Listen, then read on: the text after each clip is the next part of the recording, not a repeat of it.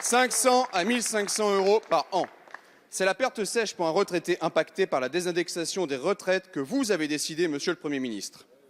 Depuis le début du mois, on assiste dans votre majorité au concours Lépine de la taxe la plus originale. Un jour, vous proposez d'augmenter les impôts sur les successions. Un autre jour, de taxer les plus-values sur les résidences principales. Un autre, de rétablir les taxes sur les carburants. Désormais, votre parti dit vouloir revenir sur la désindexation des retraites en expliquant avoir écouté les Français. Mais une telle mauvaise foi, c'est un comble. Comment récupérer une proposition quand vous avez défendu bec et ongle exactement l'inverse il y a 3 mois? Je rappelle à ce gouvernement que la désindexation des retraites, pour la première fois depuis la Seconde Guerre mondiale, c'est vous. Le rejet de toutes les propositions que nous avons faites pour réindexer les retraites, les allocations familiales et les pensions d'invalidité, c'est vous. Le mépris envers les retraités qui expriment leurs difficultés depuis des semaines pour terminer leur fin de mois, c'est toujours vous. En 25 ans, les dépenses de retraite ont été multipliées par 3 et représentent aujourd'hui 14% de notre produit intérieur brut. Les pensions de retraite ont été revalorisées au 1er janvier 2019. Je rappelle que ce n'a pas toujours été le cas, notamment ces dernières années, et la revalorisation de 0,3% correspond à la revalorisation moyenne annuelle des 4 dernières années. Les pensions ont augmenté, mais elles n'ont pas augmenté au même rythme pour tous, et c'est vrai. Nous avons voulu soutenir les retraités les plus pauvres en augmentant en particulier le minimum vieillesse. C'est une revalorisation exceptionnelle, je le rappelle, puisqu'il atteint désormais 868 € par mois pour une personne seule. C'était 30 € de plus en avril 2018.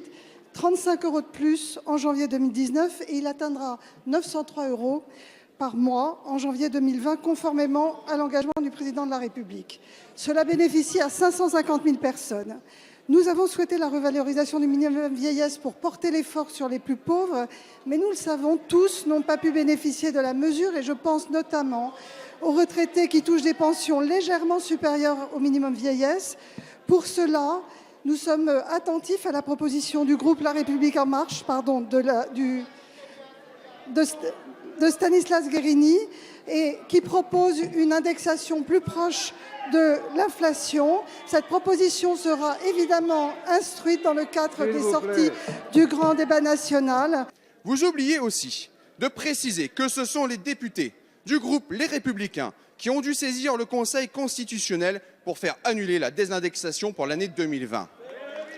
En conséquence, lorsque le délégué général d'En Marche dit vouloir revenir sur la désindexation dans le prochain budget, c'est une nouvelle entourloupe, car celle-ci ne sera valable que pour l'année en cours et ce sera déjà trop tard. Ou alors, il suggère que cette désindexation sera prolongée pour les années à venir et là, c'est inacceptable. Il faudrait, pour parler de justice sociale et de solidarité, respecter nos aînés et cesser de les matraquer fiscalement. Faute d'honnêteté, pour reconnaître notre travail sur ce sujet, allez-vous, monsieur le Premier ministre, oui ou non, soutenir la proposition de loi des Républicains pour la réindexation des retraites le 6 avril prochain? La question est simple, le courage ou le matraquage?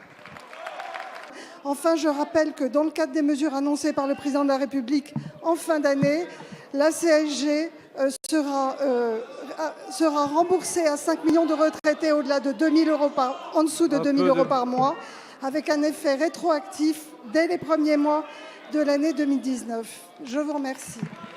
Merci, Madame la Ministre. Je vous demanderai de permettre que les réponses du gouvernement puissent être prononcées dans l'écoute et le respect.